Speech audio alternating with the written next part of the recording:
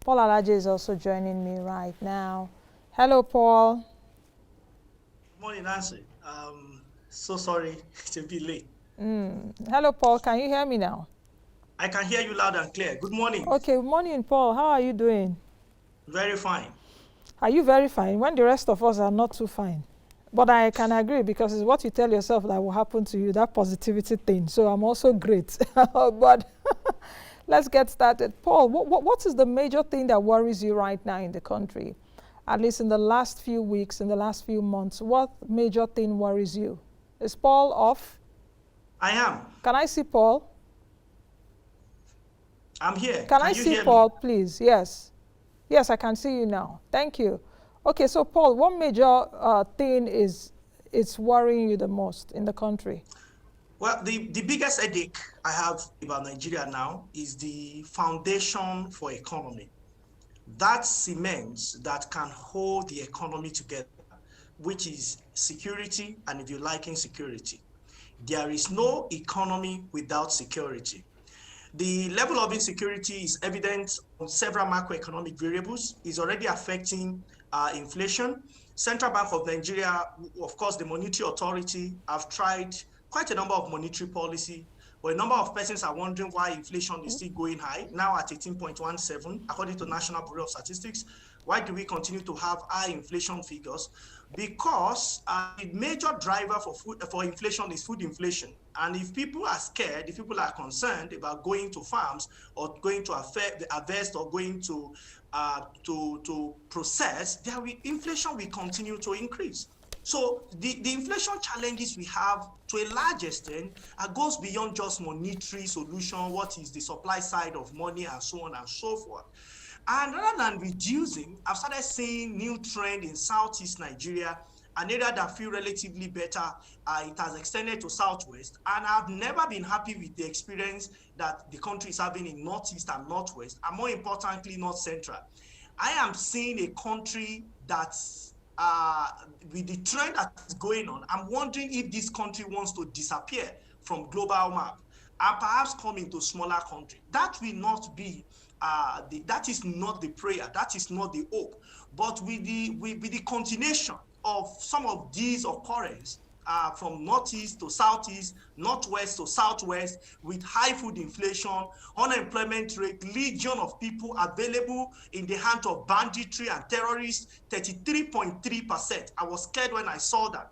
It means out of 3 persons within the labor force, and we need to be very clear about this. When we say 33.3%, we are not talking of how out of 208 million people. We are saying out of the labor force that is less than 90 million people, because the remaining are either too old to work or too young to work, or they are not able to work because of education or whatever.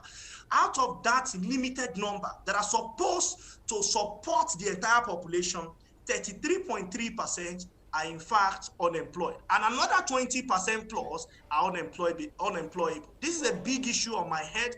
This is a big worry I have. I'm wondering what our kids will ask, the question they will ask us when suddenly some items start disappearing on the table, and for some families, the table has even disappeared.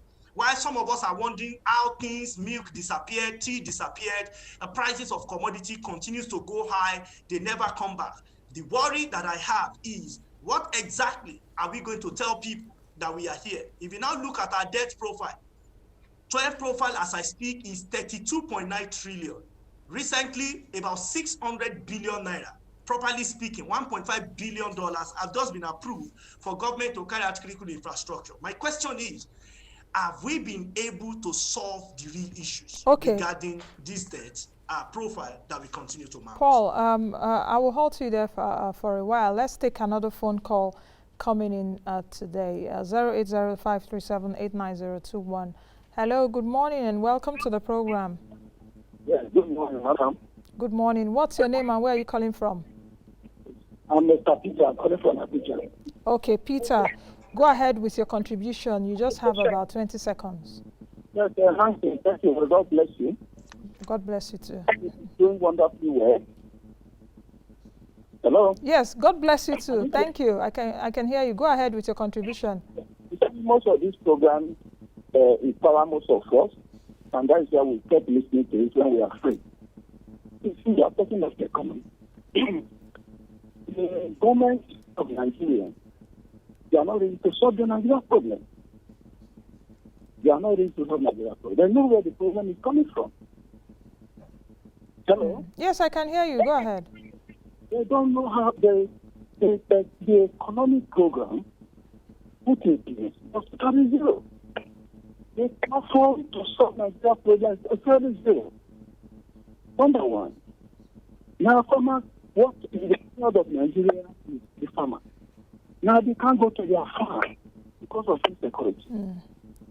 They can't go to their business because of insecurity. Even in the market, this is where you have the strongholds to solve the economic problem. Okay, I think Peter, that's the much we can take. Thank you very much, so that I can move over to Paul to perhaps answer some of the things you've raised. Thank you very much for calling.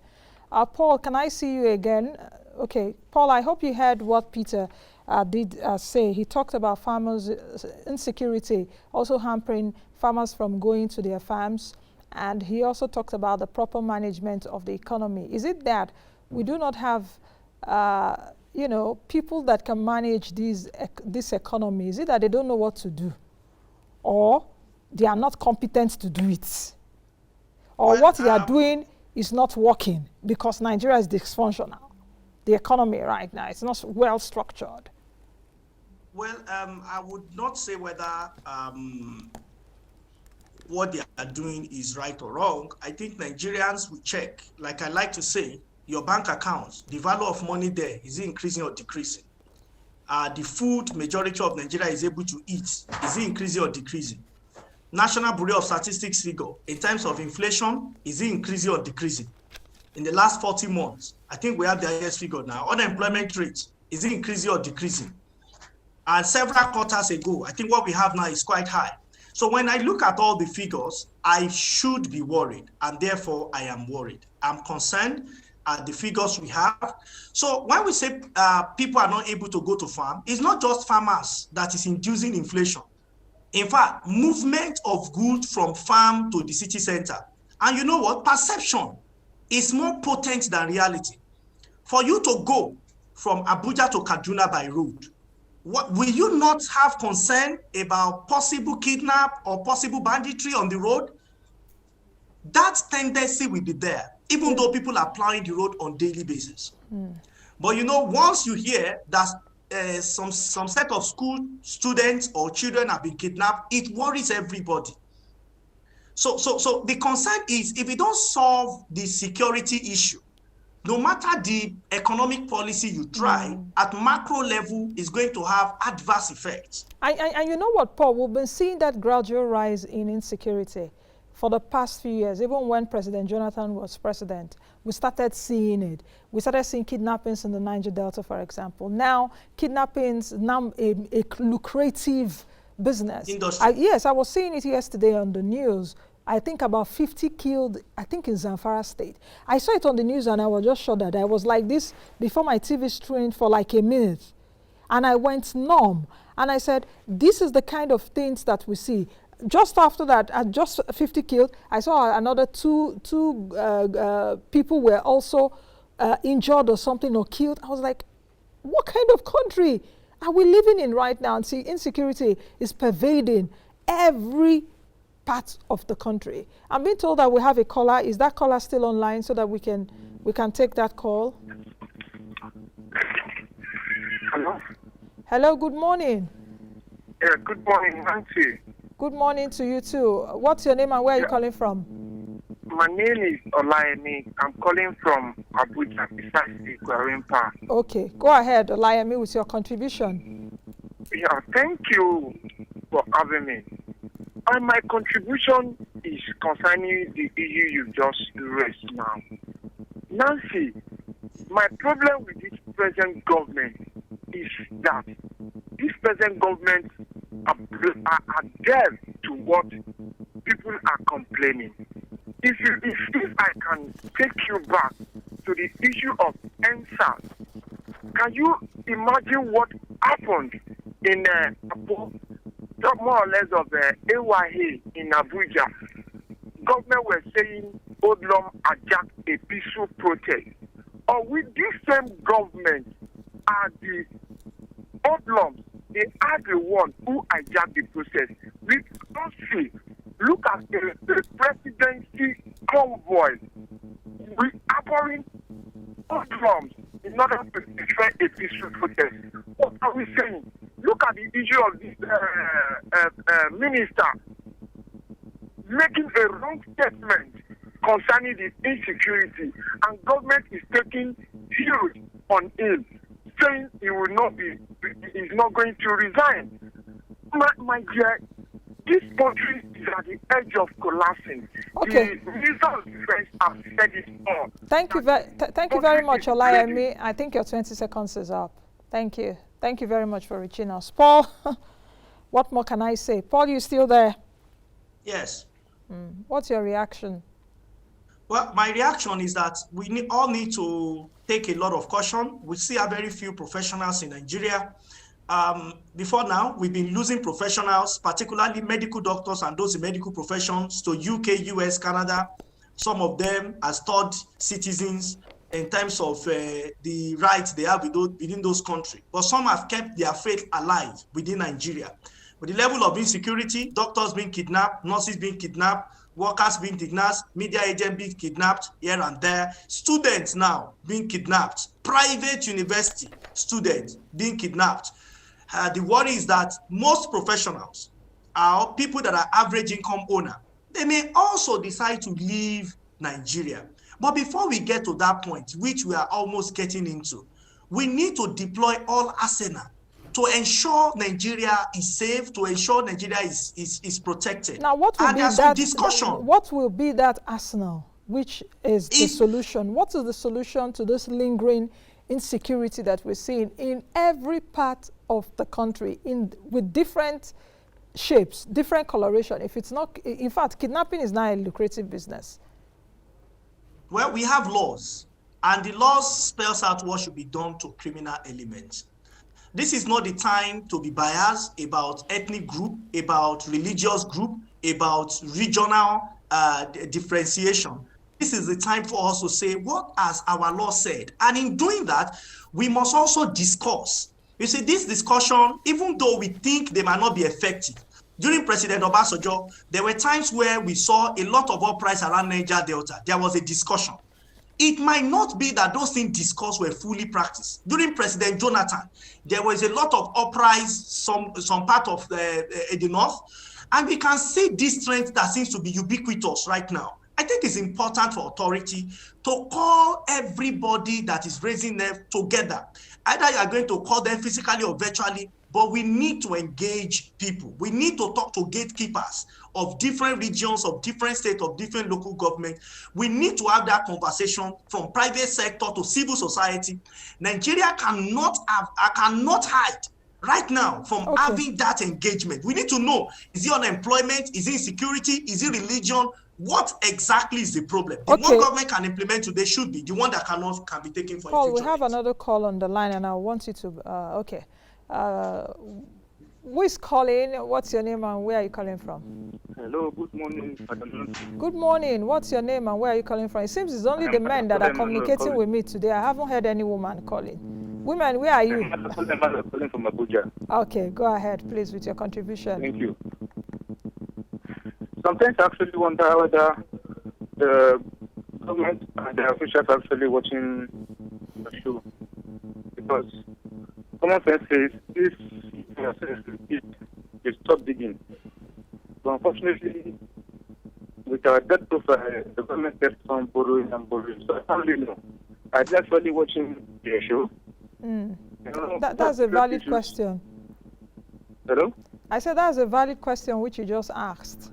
So the problem is, apart from insecurity problem we are having. Yes, go ahead. Oh, okay, the call has dropped.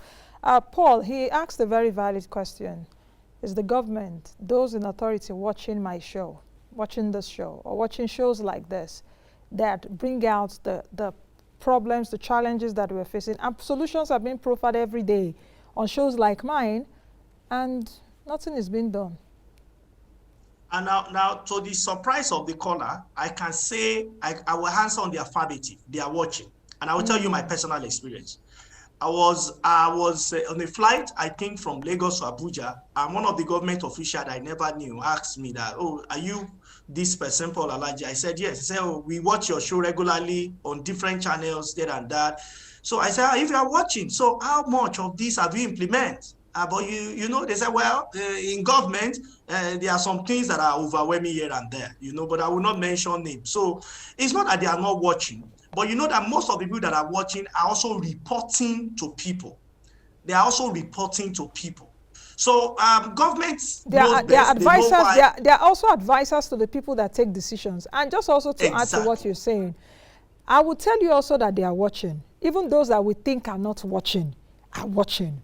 Ministers are watching. Governors are watching. I remember, okay, perhaps I shouldn't say this. One of the interviews that I had just about 3 weeks ago that we talked about the states that did not want to get vaccines into the country, into the state and all of that. My guest then, Attorney Peter Side, precisely talked about it. And I see you should be telling people like this. And I called out Governor Yaya Bello. I think just days after, he allowed vaccines to come into his state. So I think they do watch. But the thing is that, how far are they taking some of the solutions that are proffered? And even if they don't know how to get the solutions, can they get people that can solve the problem? We have another caller, 08053789021. I think this should be the last caller. Hello, welcome to the program. What's your name? Where are you calling from? Thank you, Master. Good morning. Good morning. What's your name? Where are you calling from? Mr. Martins, I'm calling from Owerri, Imo State.